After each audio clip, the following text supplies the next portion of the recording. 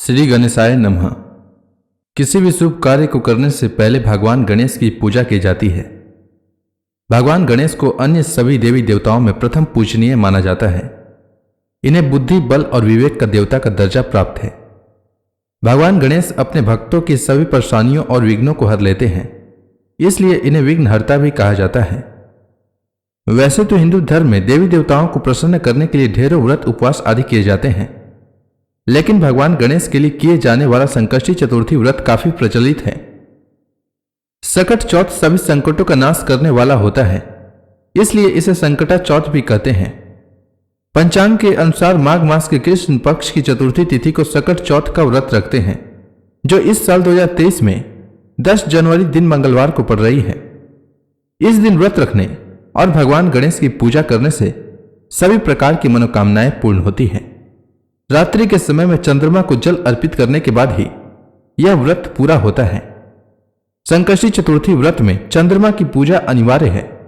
सकट चौथ के दिन गणेश जी के मंत्रों का जाप करने से सिद्धियां प्राप्त होती है और मनोकामनाओं की पूर्ति होती है। सकट चौथ व्रत में माताएं अपनी संतान की लंबी आयु और सुख समृद्धि की कामना के लिए दिन भर उपवास रखती हैं। मान्यता है कि सकट चौथ का व्रत रखने से और भगवान गणेश की पूजा अर्चना करने से संतान के ऊपर आने वाले सभी संकट दूर हो जाते हैं। सकट चौथ पर महिलाएं दिन भर व्रत रखती हैं और रात के समय भगवान गणेश की पूजा करने के बाद चंद्रमा के दर्शन करते हुए उन्हें जल अर्पित कर व्रत का पारण करती हैं। सकट चौथ पर गणेश जी की आरती, वंदना और मंत्रों के जाप कर मनोकामनाएं मांगी जाती है और भगवान गणेश उसे पूरा करते हैं। आइए जानते हैं माघ मास में पड़ने वाली संकष्टी चतुर्थी का शुभ मुहूर्त, महत्व और पूजा विधि के बारे में। तो माघ मास के कृष्ण पक्ष की चतुर्थी तिथि का प्रारंभ 10 जनवरी को दोपहर 12:09 से होगा और चतुर्थी तिथि का समापन 11 जनवरी को दोपहर 2:31 तक होगा।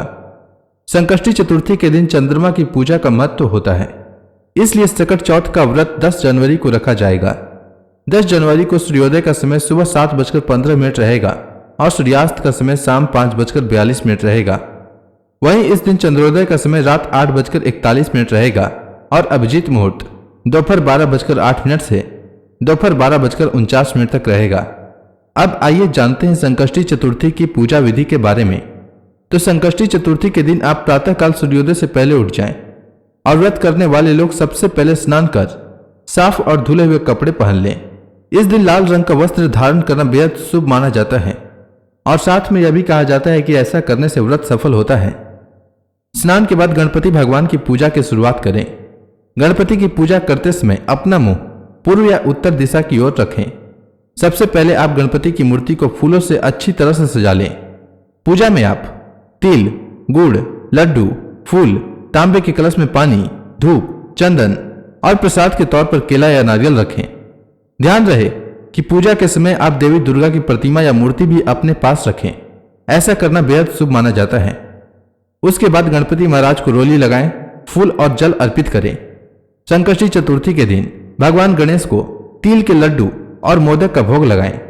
गणेश जी के सामने धूप दीप जलाकर मंत्र का जाप करें। यह मंत्र कुछ इस प्रकार है: गजाननम भूतगण आदि सेवितम कपीत जंबूफल चारु भक्षणम उमासुतम शोक विनाश कारकम नमामि विघ्नेश्वर पाद पंकजम। पूजा के बाद आप फल, मूंगफली या साबूदाने को छोड़कर कुछ भी अन्य चीज न खाएं।